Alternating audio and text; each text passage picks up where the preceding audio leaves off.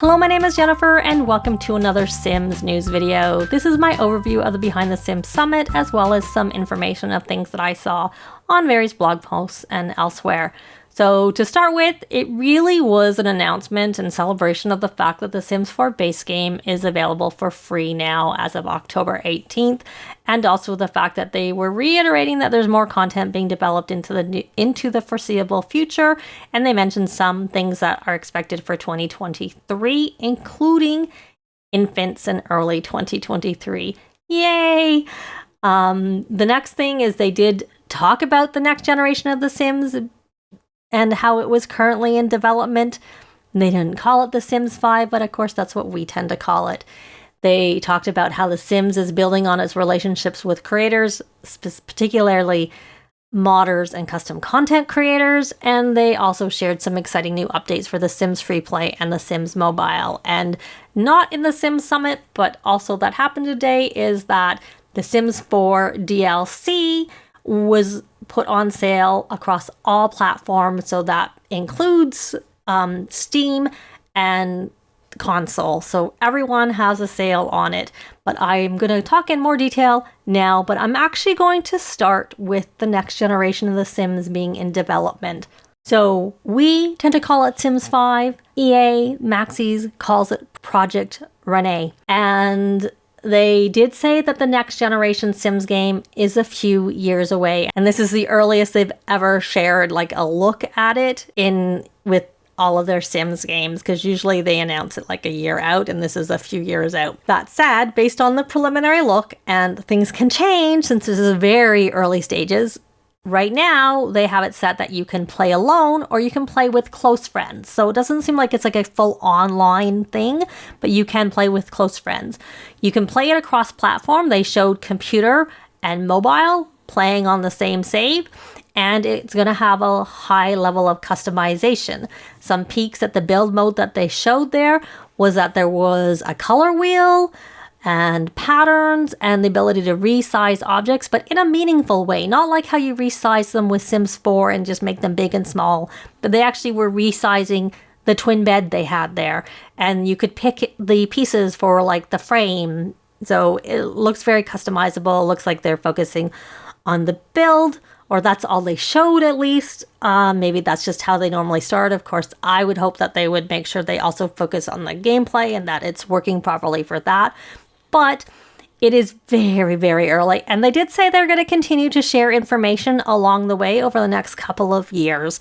So, and at some point in the future, there's going to be like some people invited to test out the game. But like that's in the future, because we're very preliminary stages right now for Project Renee, or as we tend to call it, Sims 5.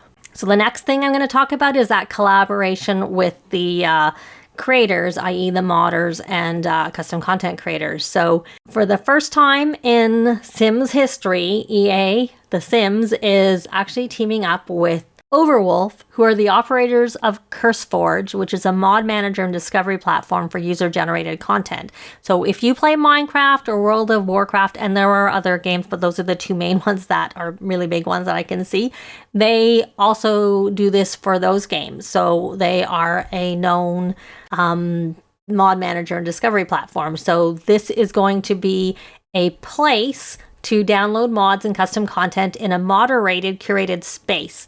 And because they are collaborating with them for this. This does not replace the ability to do mods the way we currently do mods. You can still go get the mods from the modders and custom content creators, but this mod manager for the ones that are approved and in it will make it easier to find them. There's going to be like a tool. It'll help you. It'll automatically update the mods when they're updated, and also be able to test if you have, duplicate mods or whatnot, but only of the mods that are, in this database by them. And there are a few modders that are already on the mod squad. They've been invited to join, but other modders and custom content creators too. Other ones will be able to, apply to join later, but some of the ones that are on the mod squad, was there quite a few. So some of the ones that I've seen, and I'll show this on the screen, so I'm not going to say them all, but Deaderpool for MCCC, turbo driver for Wonderful Whims. Of course, all of these mods and custom content have to be in line with the game rating, so they can't be 18 plus mods. And some Little Miss Sam, and I saw Kawaii Stacy, and quite a few. But you see some, that's not all of them, that's some of them, and they are going to be opening up for other people who might want to join as modders and custom content creators. So that will make it easier for people who aren't as tech savvy to, use mods from there. And it looks like some of the main mods are going to be there, but you will still be able to get the mods from their original location if you prefer to do it yourself. So that's that. And I thought that was actually pretty exciting news, to be quite honest. So next, I'm actually going to talk about the Sims Free Play and the Sims Mobile, and then I'm going to go back to the Sims 4 at the end. So for the Sims Free Play, they shared that they have a massive update coming, and it is actually out now.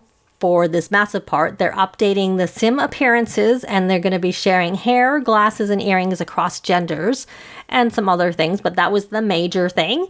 And also that yachts are coming in 2023, and there will be the usual special holiday, Christmas, winter event, or whatever they called it. I can't remember. I'm going off of memory.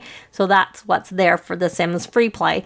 Now for the Sims Mobile, they have their regular scheduled special events, but they're also adding balconies, which they were talking that people were wanting them, so they are coming to the game. I think that one was by the end of the year, but I'll be showing the little screenshot, so it'll tell you exactly when that is for you. So now I'm going to go back to the Sims 4. So of course the big news is that we're getting infants coming in early 2023, which of course they showed at the end. Typical, here's the fun announcement right at the end, which it was. And also we're getting 2 new expansions in 2023 with 2 new worlds. And in one of the pictures, because they didn't show any actual shots from these, they just showed concept art. And so in the concept art for the 2 packs, one of them looks like it's a female sim holding on their back a baby or toddler, and then a child on a bike. The proportions are a little out, but that's kind of what it looks like to me. So I would think that expansion's probably like a family type expansion, maybe a generations type pack I saw people suggesting. And I would think that might be the first one if infants are coming in early 23, or since infants are coming in early 23, because that's what they said. So one thing that if you see for the baby, it does look kind of big to me. So I'm kind of wondering whether instead of it actually replacing babies, because they say infants are coming, I don't know, whether it's going to be like a stage between the infants in the bassinet and the toddlers. The only thing that makes me think it actually is replacing babies is that in the launch trailer for the base game being free, they had a picture with an empty bassinet, which does then make me think that it is actually replacing the babies and they are freed babies. I'm fine with either way that they do it. I'm a little concerned. Hopefully it won't break things too much. We know when they have major updates, sometimes things break.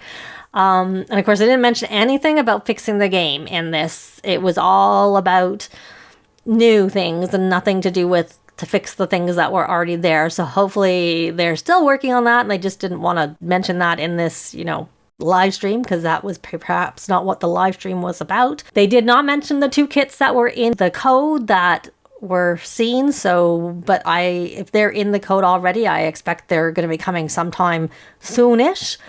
And they did mention that we're going to be getting monthly SDX drops. So that would mean to me to expect that we're going to get, one for October, November, and December.